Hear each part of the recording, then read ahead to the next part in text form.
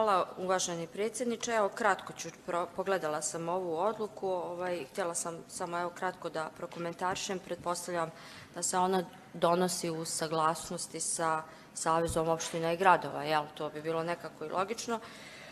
Dakle, jasno je i po prethodnim odlukama, a evo i po ovoj sada, da se zapravo ti kriterijumi za ocjenu stepena razvijenosti jedinica lokalne samouprave mogu svrstati u 4 kategorije. Dakle, ostvarivanje ukupnih prihoda, to bi bila neka prva kategorija, privredna aktivnost i biznis, građevinarstvo, investicije, zaposlenost i demografija.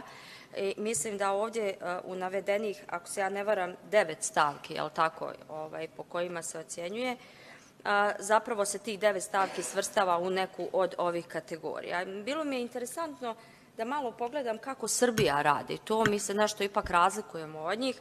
Recimo, kada su u pitanju ove prve 2 stavke koje su ovdje navedene, ostvareni ukupni prihodi registrovanih privrednih subjekata u prethodnoj godini na nivou jedinica lokalne samouprave po stanovniku. Na primjer, u Srbiji je to bruto domaći proizvod po stanovniku opštine u odnosu na republički prosjek, ili, na primjer, kada se uzme ova druga stavka, ostvareni budžetski prihodi, poreski i neporeski, u prethodnoj godini na nivou lokalne jedinice lokalne samouprave po stanovniku. Recimo, Srbija taj kriterijum ovako definiše: lokalni budžetski prihodi po stanovniku bez namenskih sredstava. Naravno, postoji opravdani razlozi zašto je to tako.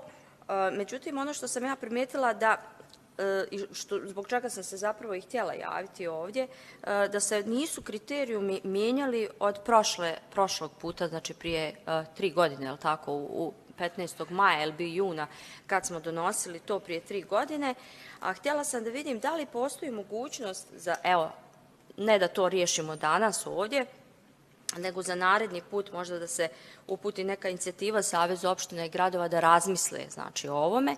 Da li se mogu ovi kriterijumi proširiti? Objasnit ću i šta je konkretno moj prijedlog.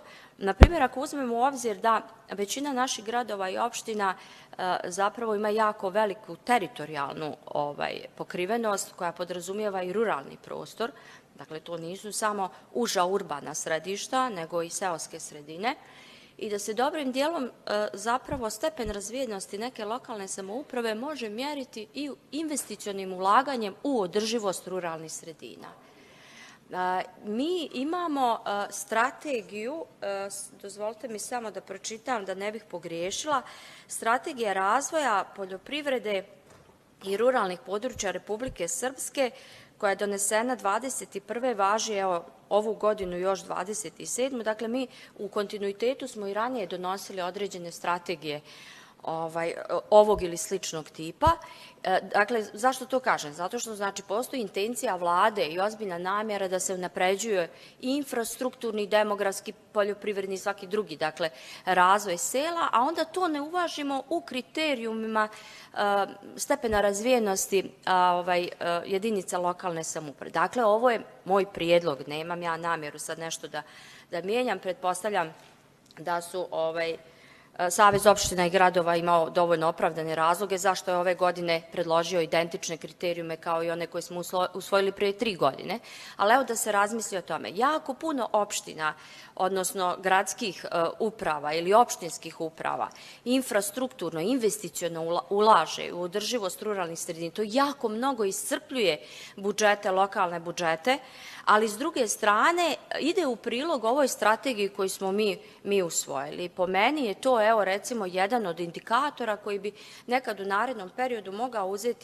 mogao biti uzet u obzir u razmatranje, jer nije isti status onih opština, dakle, koje su negdje zanemarile ovu strategiju ili zbog demografskog odljeva stanovnika i seoskih sredina ne vide opravdanost ulaganja, dok drugi opet smatraju da je to dugoročni cilj koji može dati efekat. I na ovu stavku koja je ovdje navedena, a koja se odnosi na broj stanovnika, znači demografsku populaciju nekom gradu i opštini. Znači, to kad razmišljate o tome, znači neko ko, evo recimo ja ne mogu da se otmem tom utisku da ne kažem, na primjer, za grad Gradišku, koliko oni investiciono, naročito kada je u pitanju asfaltna, vodovodna ili infrastruktura, ili kada je u pitanju rasveta i tome slično, koliko se ulaže sa ciljem da bi se održalo ruralno stanovništvo u tim sredinama, dakle da bi održali demografski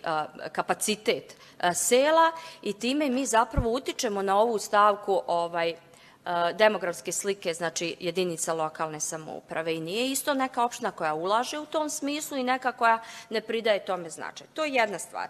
I druga stvar koju sam htjela da kažem, da li postoji mogućnost da se eventualno, opet kažem u nekom narednom periodu, uzme u obzir i kriterijum recimo postojanja određenih institucija regionalnog karaktera.